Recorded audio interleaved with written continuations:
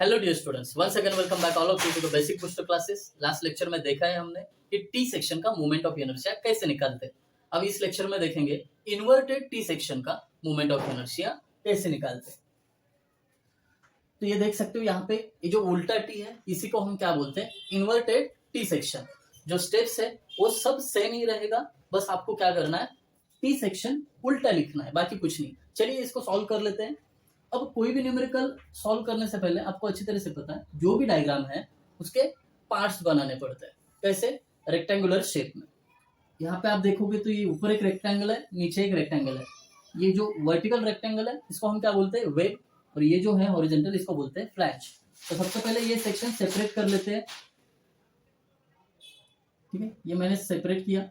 ये जो vertical rectangle है इसको सेक्शन 1 बोला, ये हॉरिजॉन्टल है इसको सेक्शन 2 बोला। अब इसके बाद हमें लिखना होता है जो भी है गिवन। अब गिवन में क्या लिखना है, ये डायग्राम ही हमें गिवन है। अब इसमें जो सेक्शन 1 और सेक्शन 2 बोले इनके डायमेंशन लिखते हैं। कैसे? ये देखिए, B1 is equal to, B1 मतलब सेक्शन 1 जो है इसका विड्थ कितना है, 30। ये 30 mm यहाँ पे मैंने लिखा। उसका डेप्थ कितना है सेक्शन 1 का, ये देखिए 120। तो मैं यहाँ पे डेप्थ भी लिख देता हूँ उसका 120 mm। अब आते हैं सेक्शन 2 पे। सेक्शन 2 का विड्थ कितना है, ये सेक्शन 2 है और ये इसका विड्थ है जो 100 mm। मैंने यहाँ पे 100 mm लिख दिया। अब इसका डेप्थ भी लिख लेते हैं। सेक्शन 2 का डेप्थ ये देख सकते हो, यहाँ से लेके यहाँ तक है कितना, 30 mm। ये गिवन क्यों लिखना होता है, क्योंकि जब हम सॉल्यूशन निकालते हैं उस टाइम पे ये काम आता है, इसलिए। चलिए गिवन तो लिखे हुआ, अब सीधा चलते हैं सॉल्यूशन पे। सॉल्यूशन हमें पता है, सॉल्यूशन स्टेप्स में हमने डिवाइड किया है। तो चलिए स्टेप 1 कर लेते हैं। स्टेप 1 में क्या करना होता है, एरिया फाइंड आउट करते हैं सेक्शन 1 और 2 का। तो चलिए फाइंड आउट करते हैं एरियाज। ये सेक्शन 1 का एरिया है इसलिए इसको A1 बोला मैं। A1 का एरिया मतलब B1 इंटू D1। कितना है B1? 30। D1 कितना है? 120। तो इसका एरिया हमें मिलेगा 3600 mm स्क्वायर। सिमिलरली A2 भी निकाल लेते हैं। A2 एरिया ऑफ सेक्शन 2 कैसे निकालेंगे, B2 इंटू D2। सिंपल है, B2 कितना है, 100 है और D2 कितना है, 30। तो इसको मल्टीप्लाई करो, आपको मिल जाएगा एरिया 3000 mm स्क्वायर। अब एरिया निकालने के बाद हमने टी सेक्शन में क्या किया था, हमने फाइंड आउट किया था y1 और y2। सबसे पहले y1 फाइंड आउट करते। y1 मतलब समथिंग रिलेटेड टू सेक्शन 1। अब वो क्या है, y1 मतलब होता है, यहाँ पे मैं निकाल के दिखाता हूँ। ये सेक्शन 1 है, ये सेक्शन 2 में डॉटेड दिखाता हूँ ऐसे। ये सेक्शन 1 जो है इसके अगर मैं डायगोनल्स निकालता हूँ और ये डायगोनल जहां पे इंटरसेक्ट होते हैं वहां पे इसका क्या होता है, सेंट्रॉइड। ये सेंट्रॉइड का डिस्टेंस कहां से, बॉटम से, मतलब ये अपना y1। इतना सिंपल है। तो कैसे निकालेंगे इसका सेंट्रॉइड, हमें पता है ये टोटल कितना है, यहाँ पे 120 लिखा हुआ है, ये 120। अब ये 120 के हाफ पे होगा, दैट मीन्स ये यहां से लेके यहाँ पे कितना होगा, 60 mm होगा, राइट। 120 का हाफ प्लस ये कितना है, 30 mm प्लस ये 30, यानी कुल मिला के कितना हुआ, 90 mm बराबर। सेक्शन 1 सेंटर उसका और उसका डिस्टेंस ले रहा हूं बॉटम से, हमेशा बॉटम से लेना डिस्टेंस, हमें y1 मिल जाएगा। तो y1 कैसे करेंगे, ये 120 का पहले हाफ किया, 120 डिवाइडेड बाय 2 प्लस ये 30, यानी मुझे मिला ये 90 mm y1। अब सिमिलरली y2 के लिए जाओ। y2 मतलब क्या होगा, ये जो सेक्शन 2 है उसके सेंटर का डिस्टेंस फ्रॉम बॉटम। अब इसका सेंटर का डिस्टेंस फ्रॉम बॉटम कितना आएगा, 30 का हाफ। सिंपल है, तो सीधा लिख दो 30 का half. 30 divided by 2 is equal to कितना होता है, 15 mm। हो गया यहाँ पे पहला स्टेप डन। ये मैंने रफ कैलकुलेशन के लिए निकाला था, इसको रफ कर देता हूँ। तो चलिए दोस्तों मैं लेके चलता हूँ आपको अब स्टेप नंबर 2 पे। स्टेप नंबर 2 क्या कहती है कि आपको अब y बार बॉटम कैलकुलेट करना है। Y bar bottom, Y bar bottom का मतलब क्या होता है समझा देता हूँ।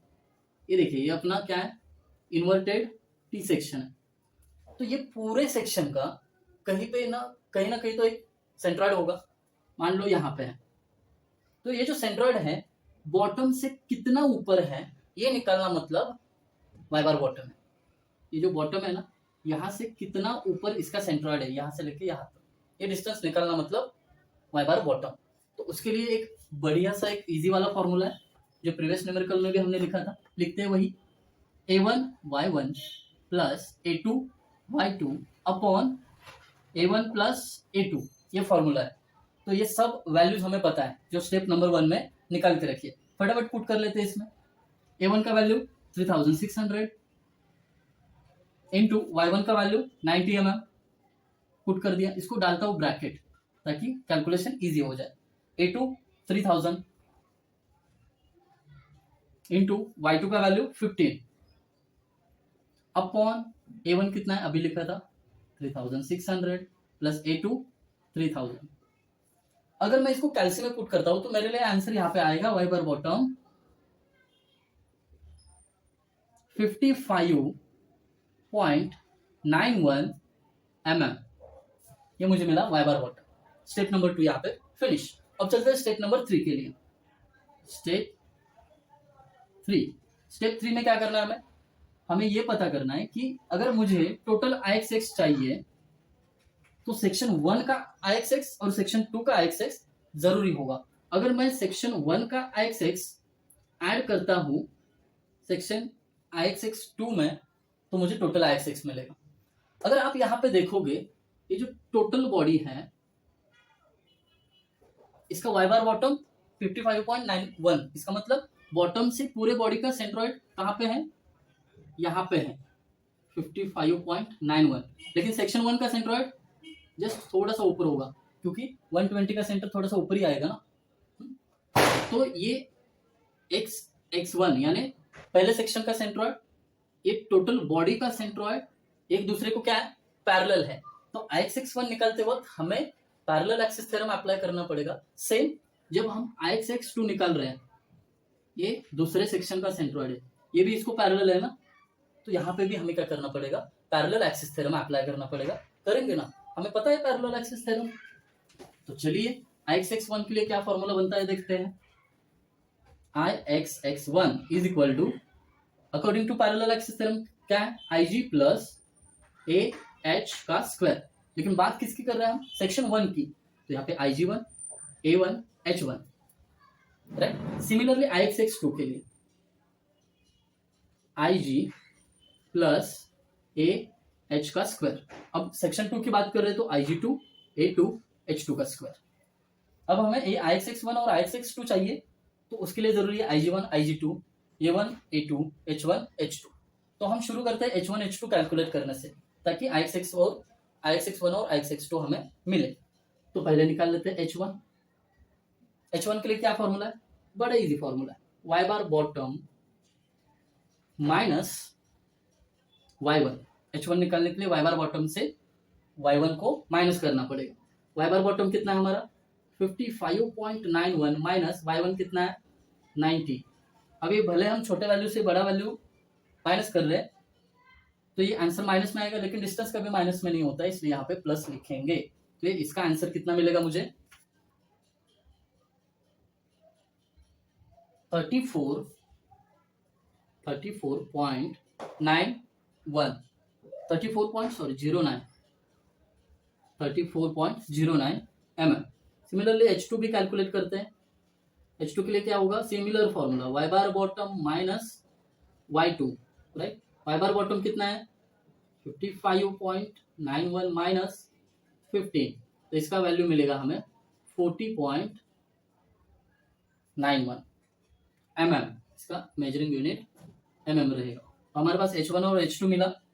अब क्या कैलकुलेट करेंगे A1 और A2 ऑलरेडी यहाँ पे हमने निकाल लिए। अब IG1 और IG2 बचता है तो निकाल लेते हैं ना IG1 और IG2। जो प्रीवियस न्यूमेरिकल है सेम वैसा ही है। तो IG1 के लिए क्या फॉर्मूला यूज किया था हमने BD³ डिवाइडेड बाय 12। अब ये IG1 किसके लिए है IXX के लिए, IXX निकालते हैं तब BD³ होता है, ये सबको पता है। इस सेक्शन 1 की बात कर रहे हैं इसलिए B1 D1 बात खत्म। B1 और D1 पता है हमें, B1 30 है और D1 120, तो B1 की जगह 30 और D1 की जगह 120 पुट किया, इसका क्यूब किया, डिवाइडेड बाय 12 किया, तो मुझे IG1 का वैल्यू मिला 4.32 इंटू 10⁻⁶ mm⁻⁴, ये मुझे IG1 के लिए वैल्यू मिल गया। सिमिलरली IG2 के लिए जाता हूं मैं, IG2 के लिए क्या होगा, BD³/12, लेकिन 2 है ना, तो B2 और D2। अगेन B2 और D2 का वैल्यू पता है 100 और 30, B2 का वैल्यू है 100 और D2 का वैल्यू है 30, इसका क्या होगा, क्यूब डिवाइडेड बाय 12, तो IG2 का वैल्यू मेरे पास आ गया 225 into 10⁻3, 225 into 10⁻3। Moment of inertia का मेजरिंग यूनिट mm⁻⁴ रहता है, ये सबको पता है। तो चलिए IG1 IG2 H2 H1 ये सब मिला है, तो Ix1 और Ix2 निकालने से कौन रोक रहा है, निकाल लेते हैं ना B, तो वो हम निकालेंगे स्टेप नंबर 4 में। स्टेप नंबर 4 में तो total Ix is equal to क्या है, Ix1 प्लस Ix2। पहले Ix1 का फॉर्मूला जो है उसके वैल्यूज पुट कर देते हैं, IG1 plus A1 into H1 का स्क्वायर। IG1 का वैल्यू यहाँ पे मैं करली ब्रैकेट लेता हूँ, IG1 का वैल्यू यहाँ पे 4.32 इंटू 10⁻⁶ प्लस A1 का वैल्यू कितना है 3600 है, इंटू H1 का वैल्यू अभी भी निकला 34.09, इसका है स्क्वायर। ये ब्रैकेट करता हूँ क्लोज, ये क्या है Ix1, फिर इसमें ऐड क्या करना है Ix2 का formula Ig2 plus A2 into H2 का स्क्वायर। Ig2 के लिए वैल्यू 225 इंटू 10⁻³ प्लस A2 क्या है 3000, ये ब्रैकेट में डालता हूँ 3000 इंटू H2 40.91, इसका है स्क्वायर, ये करली ब्रैकेट किया मैंने क्लोज। तो यहाँ पे एक बात याद रखिए, ये जो है ना ये Ixx1 है और ये जो है ना ये है Ixx2, तो आपको क्या करना है, पहले इसका कैलकुलेशन करना है, फिर इसका कैलकुलेशन करना है, दोनों को वैल्यू को ऐड करना है। तो पहले Ixx1 का कैलकुलेशन अगर हम करते हैं तो हमारे पास रहेगा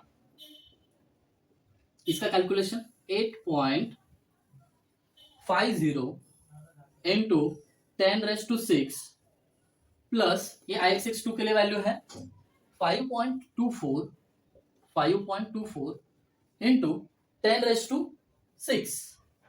तो मुझे ये Ixx1 का प्लस ये Ixx2 का दोनों का वैल्यू मिला, दोनों को ऐड करूंगा, फाइनल Ix मेरा आंसर यहाँ पे आएगा कितना है 13.75 इंटू 10⁻⁶, 13.75 इंटू 10⁻⁶, इसका मेजरिंग यूनिट लिखना मत भूलो mm⁻⁴। Got it? Simple numerical है। अगर एक बार आपको ये स्टेप्स याद रह गए तो एकदम सिंपल न्यूमेरिकल। फिर से एक बार रिवीजन में मैं बताता हूँ क्या किया। सबसे पहले जो डायग्राम है डिवाइड कर दो पार्ट 1 पार्ट 2 में, जैसे हमने टी सेक्शन में किया था सेम वैसे इन्वर्टेड टी सेक्शन में। सबसे पहले स्टेप 1 में A1 A2 और Y1 Y2 ये निकाल के रखो, ये निकाले हुए value as it is step number 2 में पुट करना है, A1 Y1 plus A2 Y2 upon A1 plus A2, ये y बार बॉटम का फॉर्मूला। अगेन स्टेप 3 में क्या करना है हमें H1 H2 IG1 IG2 इनके वैल्यूज निकाले, जो निकाले हुए वैल्यू है स्टेप नंबर 4 में पुट करना है। इसका मतलब क्या किया हमने, स्टेप 1 में वैल्यूज निकाले, स्टेप 2 में पुट किए, स्टेप 3 में वैल्यू निकाले, स्टेप 4 में पुट किए। ये रैंडम प्रोसीजर है। तो अगर इसमें कहीं आपको डाउट रहेगा, don't forget to mention in comment. Thank you guys for watching video.